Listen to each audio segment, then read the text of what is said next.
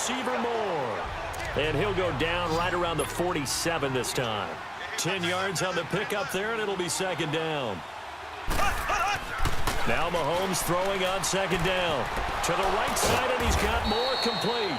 And he'll be brought down at the 45-yard line. It's an 8-yard pickup and leads to a new set of downs. Mahomes now on first down. And incomplete on the deep ball. The 14-time Pro Bowler Tony Gonzalez, the intended receiver.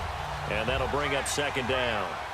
All right, that one fell incomplete there, but the best quarterbacks, they'll miss on 40% of their throws somewhere in that neighborhood, similar to a great hitter in baseball who's going to fail 7 out of 10 times and still have a great year.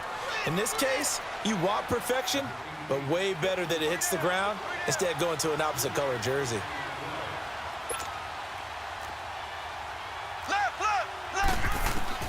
Throwing is Mahomes on third, and that is incomplete. Had an open man that time, but ended up putting a little too much heat on it, don't you think, partner? Absolutely, just needed a touch more air under it. Instead, he fired an absolute bullet.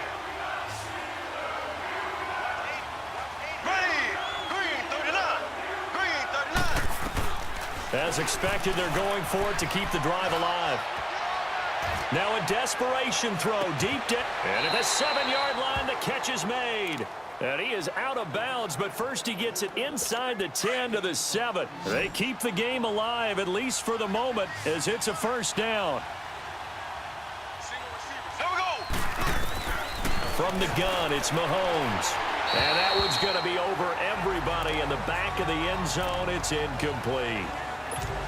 Brandon, some of those windows to throw the football that exist when you're between the 20s, they don't exist when you're this close to the goal line.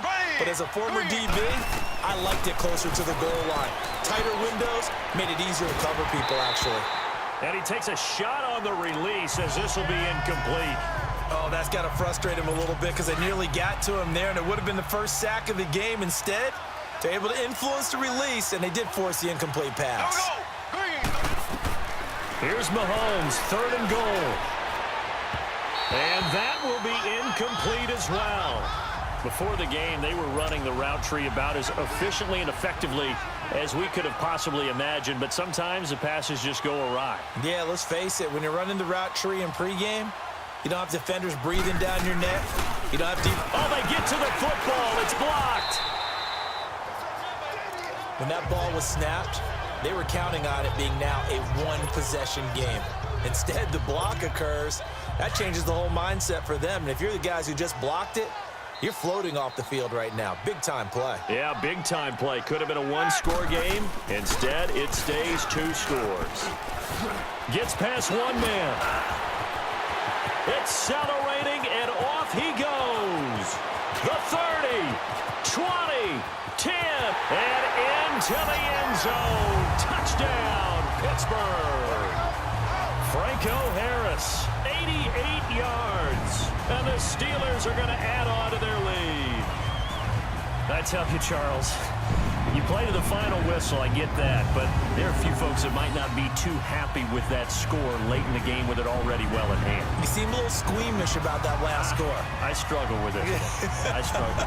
But on the other, the argument, I get it, on the other side is, hey, do something about it. Stop them. I guarantee you, I know who was really excited. Fantasy owners who had them. Hey, listen, get the points from me. They're not worried about hurt feelings or anything like that. That's just new age stuff. Extra point now by Boswell.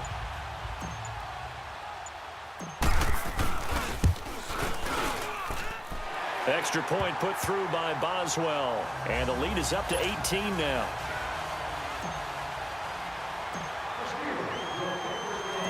Boswell on now to kick this one away. This fielded at the 2.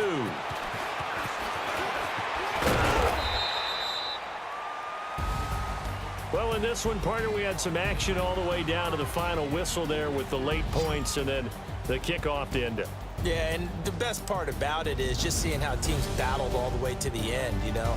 Didn't really matter. Scoreboard was pretty well set, but they still competed until the final whistle.